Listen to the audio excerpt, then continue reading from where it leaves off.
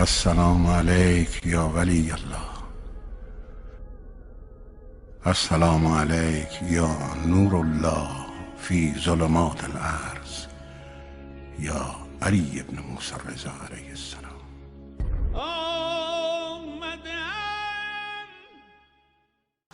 I've recalled this story in many occasions of the famous author of the tafsir of the Quran, Majma Bayan, Allama Tabarasi his name is. Others call him Tabarasi.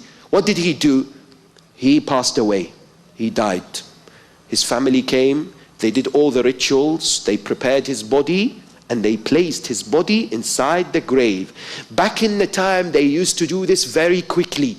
And as we will speak in a few moments, this is the recommendation, that the body is buried very quickly. As soon as he was buried and they placed the small bricks of concrete on top of him and they sealed the grave, what happened? His heart started to pump again. Allah gave him life once more. This is a true story. This is not a Hollywood movie. His heart started to pump again. Now can you imagine, you're 6 feet under and you wake up. And what do you see?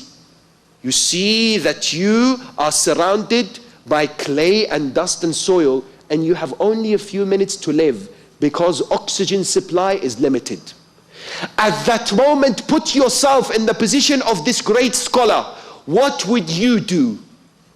I'll tell you what some of us will do. Some of us will scream, help, but no one would hear us. 6 feet under, no one would hear us. Others would think, call 911. Right? There's no cell phone, nothing to help us. Yet Sheikh Tabarasi had one communication which is the only that would help if you're in a difficult position. And that is what? A direct route to Allah subhanahu wa ta'ala. A number that he would dial, but not on a cell phone, but through dua and supplication. That when you have this close proximity and relationship with your Creator, the first thing you think about when you're in deep trouble is Him and Him alone. You don't think about anyone else. You think about Allah, your Creator, who's the only one who can get you out of this mess. So Sheikh Tabarasi speaks to his Lord. He says, oh Allah, if you get me out of this grave alive, I will write a tafsir of the Quran for your sake.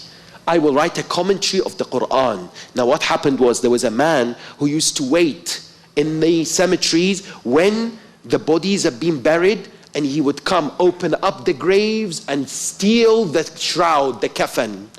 He heard there is a scholar out there that's been buried. He thought with himself, scholar, nice kafan, quite worthy. Let me wait. He waited when people dispersed. As soon as Allama Tabarasi indeed came back to life once more, he opened up the grave. Can you imagine what he saw? As soon as he opened up the grave, he could see movement. The guy was absolutely petrified. He started to come out of the grave in order to run away. Allama Tabarasi from inside the kafan would call him and say, hold on, wait. I know what you're here for. You're here to steal my kafan. Don't worry. If you help me come out, because I'm tired at the moment, if you help me come out, I'll give you my kafan later.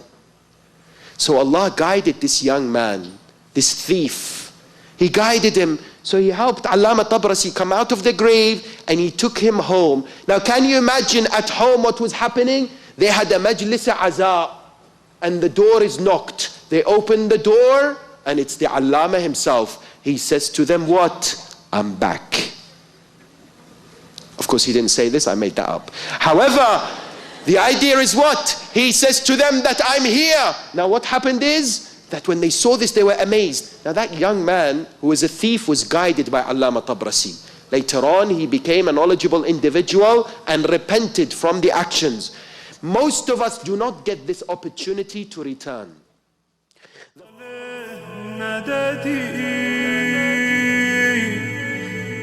مددي